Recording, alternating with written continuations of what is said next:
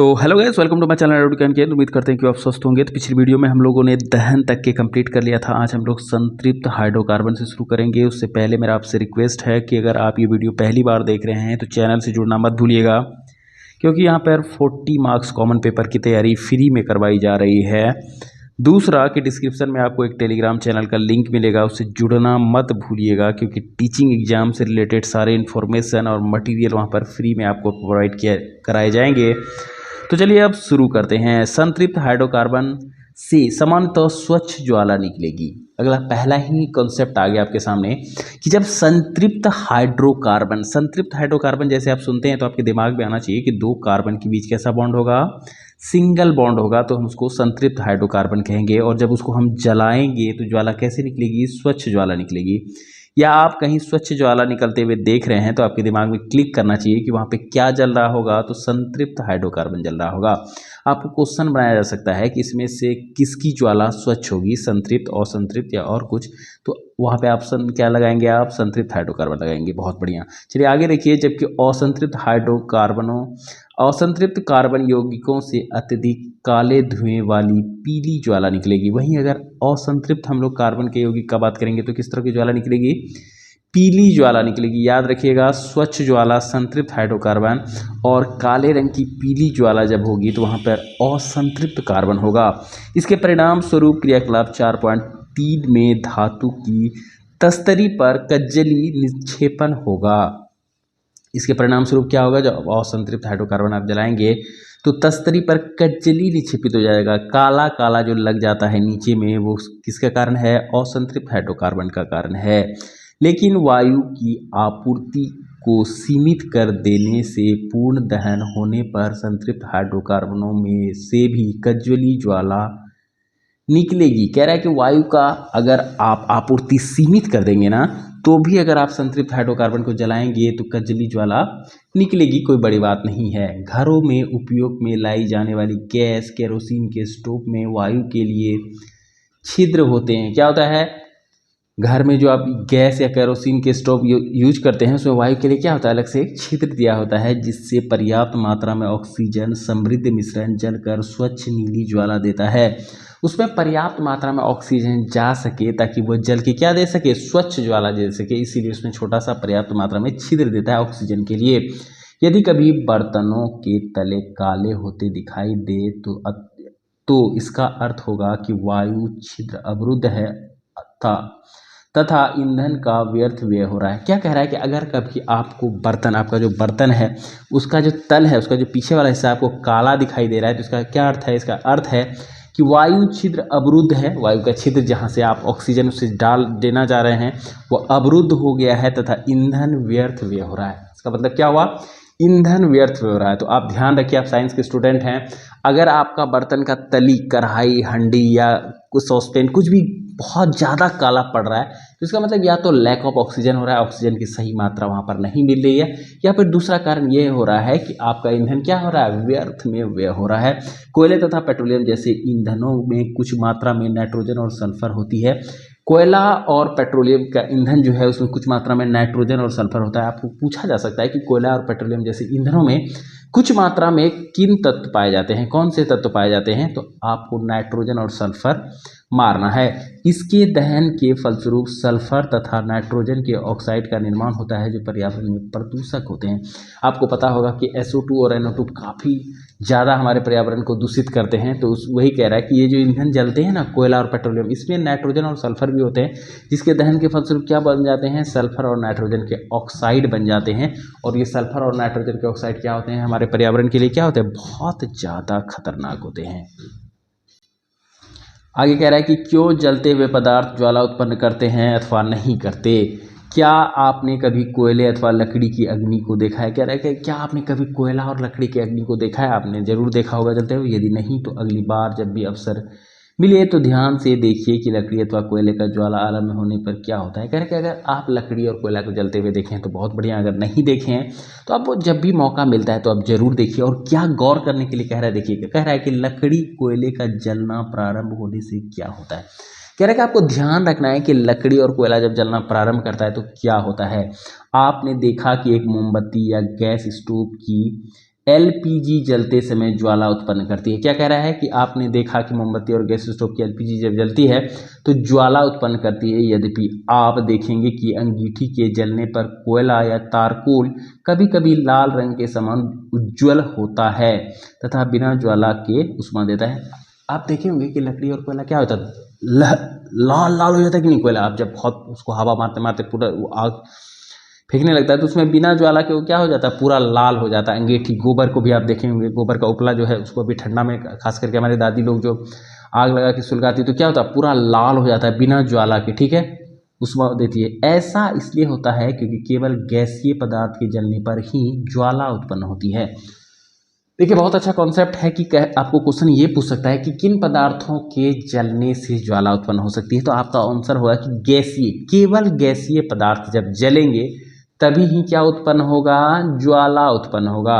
लकड़ी या तारकोल जलाने पर उपस्थित वाष्पशील पदार्थ वाष्पीकृत हो जाते हैं तथा आरंभ में ज्वाला के साथ जलते हैं। लकड़ी और तारकोल जो है, तारकोल जलाने पर उपस्थित वाष्पशील पदार्थ जो है, उसमें वाष्पशील पदार्थ है, वो जैसे ही गर्म होता है वो क्या होता है, वाष्पीकृत होकर उड़ जाता है तथा आरंभ में ज्वाला के साथ जलते हैं। आरंभ में क्या होता है, ज्वाला के साथ जलते हैं। गैसीय पदार्थों के परमाणु को ताप देने पर एक दीप्त ज्वाला दिखाई देती है। गैसीय परमाणु को जब आप ताप देंगे तो एक दीप्त ज्वाला दिखाई देती है तथा ज्वलन होना प्रारंभ करती है। वो क्या कहता है, ज्वलन होना प्रारंभ कर देता है। प्रत्येक तत्व के द्वारा उत्पन्न रंग उस तत्व का अभिलाक्षिक गुण होता है। प्रत्येक तत्व का जो उत्पन्न रंग है ना, वो उसका गुण को प्रदर्शित कर रहा है। गैस स्टोव की ज्वाला में तांबे के तार को जलाने का प्रयास कीजिए तथा इसके रंग का परीक्षण कीजिए। तांबे का तार आप जलाइए गैस में और उसका परीक्षण कीजिए। क्या कह रहा है, आपने देखा कि अपूर्ण दहन से कज्जल उत्पन्न होता है जो कार्बन है।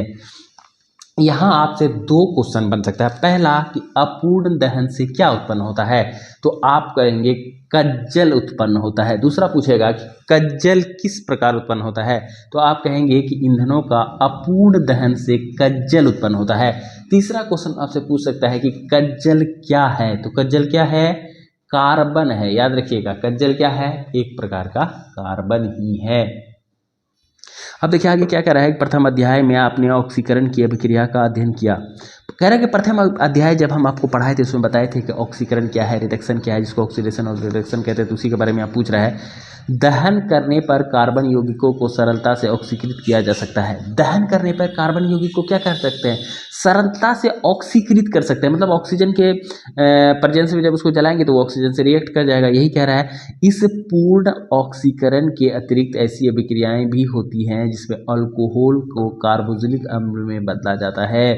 ऐसी अभिक्रियाओं के अतिरिक्त, ऐसे ऑक्सीकरण अभिक्रियाओं के अतिरिक्त कुछ अभिक्रिया और भी होती है जिसमें क्या होता है, अल्कोहल को कार्बोक्सिलिक एसिड में बदला जाता है। देखिए यहाँ पे क्या है, अल्कोहल है, इथाइल अल्कोहल है, C2CH2OH, KMnO4 उष्मा देंगे या अम्लीकृत K2Cr2O7 देंगे तो क्या बन जाएगा, ये CH3COOH बना कि नहीं, ऐसी कार्बोक्सिलिक एसिड। तो वही कह रहा है कि अल्कोहल से कार्बोक्सिलिक एसिड बनाएंगे, ये दोनों आप याद रख लीजिएगा, ये जो है उत्प्रेरक जिसको बोलते हैं। आगे देखिए क्या कहता है कि हम देखते हैं कि कुछ पदार्थों में अन्य पदार्थों को ऑक्सीकरण करने की क्षमता होती है। कह रहे कि कुछ पदार्थ हम देखते हैं कि उसको क्या होता है, पदार्थों को ऑक्सीजन कह रहा है कि हम देखते हैं कुछ पदार्थों को अन्य पदार्थों को ऑक्सीजन देने की क्षमता होती है। कुछ ऐसे पदार्थ होते हैं जो दूसरे पदार्थों को क्या दे देते हैं, ऑक्सीजन दे देते हैं। इन पदार्थों को ऑक्सीकारक कहते हैं। इन पदार्थों को क्या कहते हैं, ऑक्सीकारक कहते हैं। एक ऐसा पदार्थ जो दूसरे पदार्थ को क्या दे देता है, ऑक्सीजन दे देता है, उसे क्या कहते हैं, ऑक्सीकारक कहते हैं। तो ध्यान में आप रखिएगा कि एक ऐसे पदार्थ जो दूसरे पदार्थों को ऑक्सीजन देने की क्षमता रखते हैं, उस तरह के पदार्थ को हम लोग ऑक्सीकारक कहते हैं। क्षारीय पोटेशियम परमैंगनेट अथवा अम्लीकृत पोटेशियम डाइक्रोमेट, इसका बात हो रहा है और इसका बात हो रहा है। अल्कोहलों को अम्लों में ऑक्सीकृत करते हैं, अर्थात ये आरंभिक पदार्थ में ऑक्सीजन छोड़ते हैं, अतएव इनके ऑक्सीकारक कहते हैं। ये क्षारीय KMnO4 और अम्लीकृत K2Cr2O7, ये क्या है, ये दोनों ऑक्सीकारक है। ऑक्सीकारक कैसे हैं, क्योंकि इसके पास क्षमता है कि किसी यौगिक को ये ऑक्सीजन डोनेट कर सके, ऑक्सीजन दे सके, उसमें ऑक्सीजन की संख्या बढ़ा सके। जैसे देखिए यहाँ पे ऑक्सीजन एक ही है, लेकिन यहाँ पे ऑक्सीजन क्या हो गया, 2 हो गया, तो ये ऑक्सीजन एक एक्स्ट्रा ऑक्सीजन कहाँ से आया, तो ये दोनों में से कोई दिया उसको, या तो ये दिया या तो ये दिया, तो जो ऑक्सीजन दे रहा है वो क्या हो जाएगा, ऑक्सीकारक हो जाएगा। ध्यान रखिएगा, अगर आपको ये पूछ दे कि क्षारीय KMnO4 इस रिएक्शन दे देगा और उसमें पूछेगा कि क्षारीय KMnO4 क्या है, तो क्या है, ऑक्सीकारक है। उसी तरह अम्लीकृत K2Cr2 कौन सा कार्य कर रहा है, तो कौन सा, ऑक्सीकारक का कार्य करता है, याद रखिएगा। आगे देखिए, कह रहा है संकलन अभिक्रिया, एडिशन रिएक्शन जिसको बोलते हैं, याद रखिए यहाँ पे देखिए बहुत इंपॉर्टेंट है, पैलेडियम, याद रखिए पैलेडियम अथवा निकेल, क्या, पैलेडियम अथवा निकेल जैसे उत्प्रेरकों की उपस्थिति में असंतृप्त कार्बन हाइड्रोजन जोड़कर संतृप्त कार्बन देते हैं। क्या होता है, पैलेडियम या निकेल। कई बार ये क्वेश्चन पूछा है कि उत्प्रेरक के रूप में हम किसका उपयोग करेंगे, तो पैलेडियम और निकेल का उपयोग करेंगे उत्प्रेरक के रूप में। उपस्थित असंतृप्त हाइड्रोकार्बन हाइड्रोजन जोड़कर संतृप्त, जब हम असंतृप्त हाइड्रोकार्बन को संतृप्त हाइड्रोकार्बन में परिवर्तित करेंगे हाइड्रोजन जोड़ के, तो उत्प्रेरक में किसका यूज करेंगे, तो पैलेडियम और निकेल का यूज करेंगे। ध्यान रखिएगा, ये देखिए नोट्स बनाने का मेरा तरीका, तो आपको भी इसी तरह से नोट्स कॉपी में ही छोटा छोटा लिख लेना है। उत्प्रेरक वे पदार्थ होते हैं, अगला क्वेश्चन है, अगला मतलब कॉन्सेप्ट आपके लिए आ रहा है कि उत्प्रेरक वे पदार्थ होते हैं जिसके कारण अभिक्रिया भिन्न दर से आगे बढ़ती है, जो अभिक्रिया को प्रभावित नहीं करते। ये उनको दर को बढ़ाता है, ठीक है, विभिन्न दर से आगे बढ़ेगा, ठीक है, थोड़ा सा कम, थोड़ा सा ज़्यादा, थोड़ा सा फास्ट, ऐसा कर देगा, लेकिन उसमें प्रतिक्रिया अभिक्रिया को प्रभावित नहीं करता, उसको प्रभावित नहीं करता, उसको रोक नहीं देगा, उसको खत्म नहीं कर देगा। निकेल उत्प्रेरक का उपयोग करके साधारणतः वनस्पति तेलों के हाइड्रोजनीकरण में इस अभिक्रिया का उपयोग होता है। देखिए हाइड्रोजनीकरण क्या होता है, हाइड्रोजनीकरण मतलब हुआ कि किसका एडिशन होगा, हाइड्रोजन का एडिशन होगा। असंतृप्त कार्बन में हाइड्रोजन जोड़ के हम लोग क्या बनेंगे, संतृप्त कार्बन बनाएंगे। संतृप्त कार्बन जब हम बनाएंगे तो उसमें उत्प्रेरक के रूप में या तो निकेल या तो पैलेडियम का यूज करेंगे। हम बार बार ये इसलिए बोल रहे हैं कि आपके दिमाग में क्या हो जाए, बैठ जाए। हाइड्रोजनीकरण आप समझ गए कि एडिशन ऑफ हाइड्रोजन होगा। इस अभिक्रिया का उपयोग होता है वनस्पति तेलों में साधारणतः लंबी असंतृप्त कार्बन श्रृंखलाएं होती हैं। वनस्पति तेल में ध्यान रखिए कि वनस्पति तेल में क्या होता है, साधारणतः लंबी असंतृप्त कार्बन श्रृंखलाएं क्या होती है, लंबी असंतृप्त कार्बन श्रृंखलाएं होती हैं, जबकि जंतु वसा में संतृप्त कार्बन श्रृंखलाएं होती है। जंतु वसा में क्या होता है, वनस्पति का तेल में क्या होता है, असंतृप्त कार्बन होता है, ठीक है, जबकि संतृप्त कार्बन श्रृंखलाएं किसमें होती है, जंतु वसा में। तो ये दोनों आपको लिख लेना है कि किसमें असंतृप्त कार्बन होता है और किसमें संतृप्त कार्बन होता है।